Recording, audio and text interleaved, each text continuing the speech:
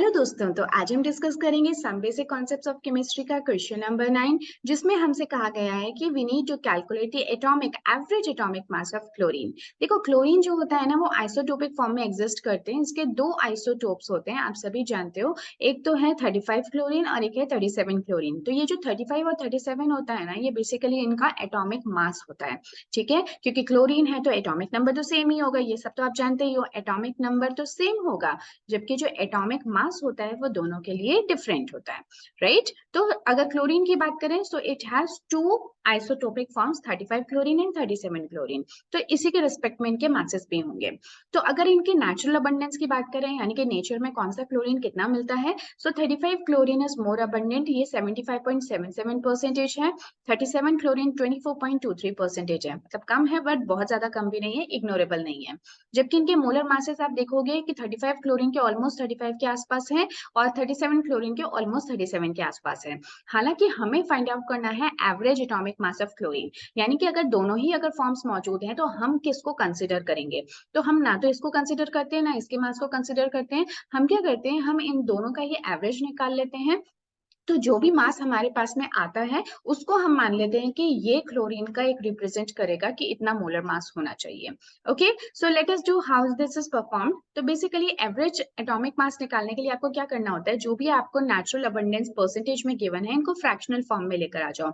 यानी कि fractional form में लेकर आने के लिए क्या करना होगा, अभी ये 75.77% है, बट अगर मैं इसको फ्रैक्शनल में लेकर आना चाहती हूँ तो मेरे को इसको ही 100 से डिवाइड करना पड़ेगा।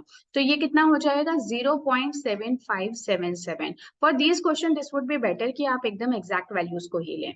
ठीक है, अब यहाँ पे हमें जो परसेंटेज है वो 24.23% गिवन है, बट अगर मैं इसको फ्रैक्शनल फॉर्म में लेकर आना चाहती हूँ तो 24.23 को 100 से डिवाइड कर दो तो ये इसकी फ्रैक्शनल फॉर्म हो जाएगी, यानी कि 0.2423।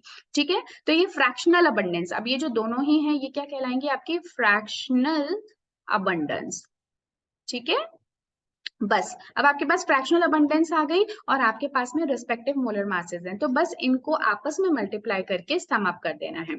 तो हम कैसे करेंगे, जैसे ये 35 क्लोरीन के लिए अगर मुझे एवरेज एटॉमिक मास निकालना है, राइट, तो मैंने लिख दिया एवरेज एटॉमिक मास, ये किसके इक्वल हो जाएगा, so this will be equal to जो भी फ्रैक्शनल अबंडेंस है 35 क्लोरीन का, यानी कि 0.7577 मल्टीप्लाई कर दो इसको इसके मोलर मास के साथ में, जो कि है 34.9689।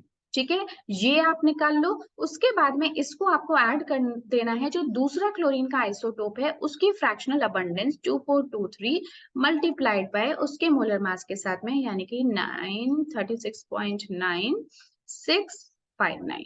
ठीक है, बस इन दोनों को आप आपस में कैलकुलेट कर लो तो आपके पास में कुछ वैल्यू आएगी जो कि ऑलमोस्ट 35 या 37 के बीच की ही होगी। So that value would be your average atomic mass of the chlorine. तो जब आप इसको सॉल्व करते हो so you should be getting an answer like this, 35.4527। ठीक है, I hope this point is clear to you. So अब मिलेंगे नेक्स्ट क्लास में नेक्स्ट वीडियो के साथ में। This was a simple question, so till then take care, good bye.